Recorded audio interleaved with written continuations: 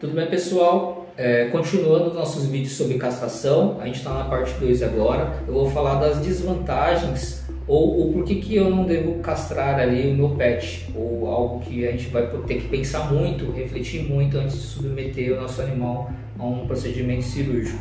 Bom, quando a gente entra na parte das desvantagens, o porquê que eu não deveria fazer a cirurgia, ou porquê que às vezes na cabeça do tutor o motivo dele não fazer a cirurgia são as desvantagens, tá bom?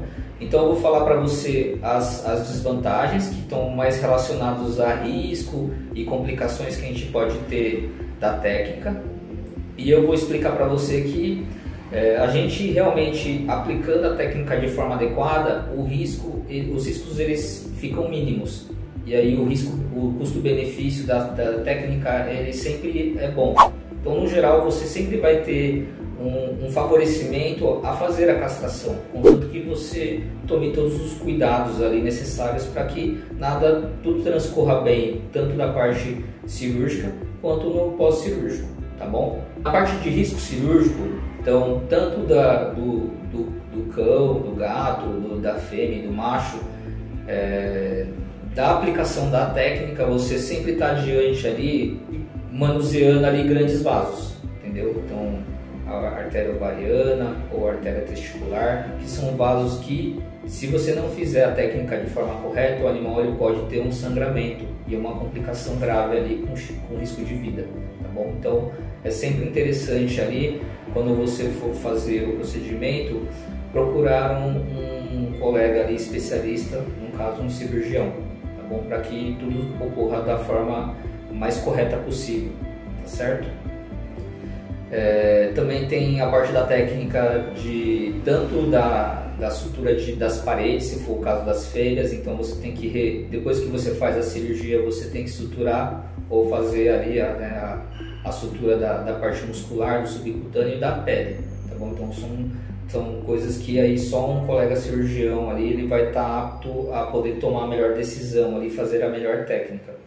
Em relação a outra coisa também que está diretamente ali a parte cirúrgica é o risco anestésico, entendeu? Então você vai ver que a gente sempre pede para que o animal seja avaliado, então ele passa por uma avaliação pré com um colega, o clínico, né? Ou o cirurgião mesmo, que vai fazer uma avaliação clínico-cirúrgica, para ver se o animal está em boas condições de saúde, entendeu? Então se o animal está bem para poder ser submetido a um procedimento cirúrgico.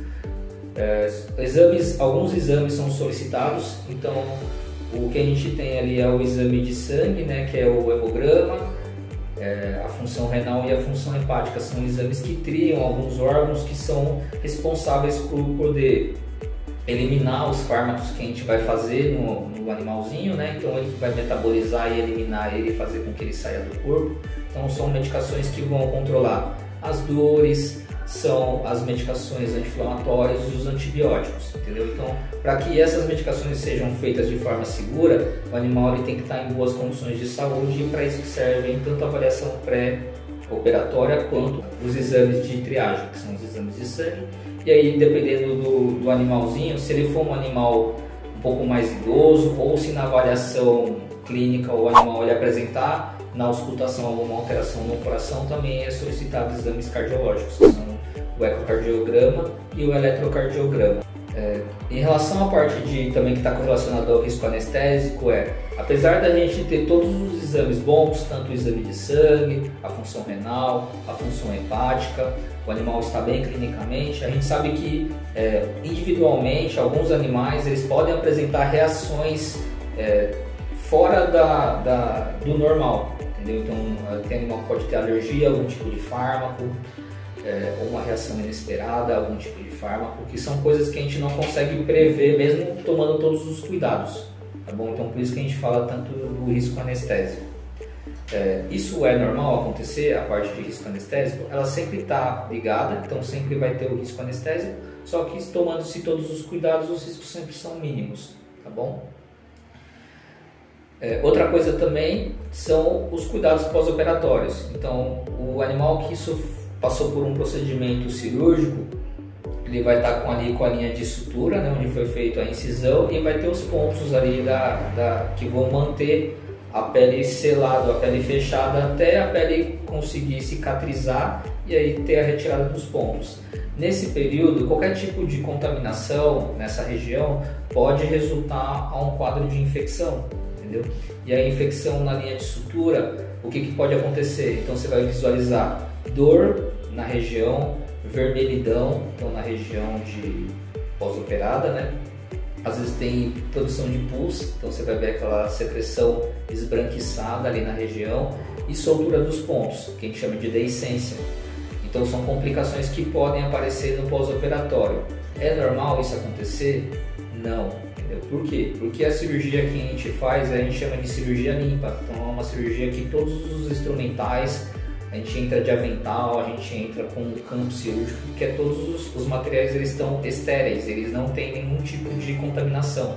Então, geralmente o que acontece mesmo, tomando todos esses cuidados, lógico, né, é o animal às vezes ou lamber os pontos no pós-cirúrgico, ou às vezes acabar, por exemplo, sentando, deitando, esfregando em algum lugar e acabar contaminando a ferida. Então aí você vai ter um processo de infecção na região, tá bom? Então são animais que tem que tomar mais cuidado, né? Então vai dar mais trabalho no pós-operatório e aí tem chance de ter que refazer o procedimento cirúrgico. Então tem uma série de complicações que podem acontecer no pós-operatório se não for tomado os cuidados ali necessários, tá certo? Curativo, então essa parte da região de sutura, então ela está correlacionada muito à parte dos curativos. Então você vai ver que no pós-cirúrgico a gente sempre pede que seja feitos os curativos ali pelo menos de 1 a 2 vezes por dia, usando um produto antisséptico mesmo e fazendo a troca ali da gaze e do micropore na região e mantendo fechada, ou de colar elisabetano, que é aquele colarzinho que a gente conhece, né, o cone, ou a roupinha pós-operatória para poder deixar a linha de ferida, a ferida cirúrgica ali protegida. Outra questão também que entra em parte de desvantagens, né, da parte de castração, né, são em relação a animais que têm comorbidades.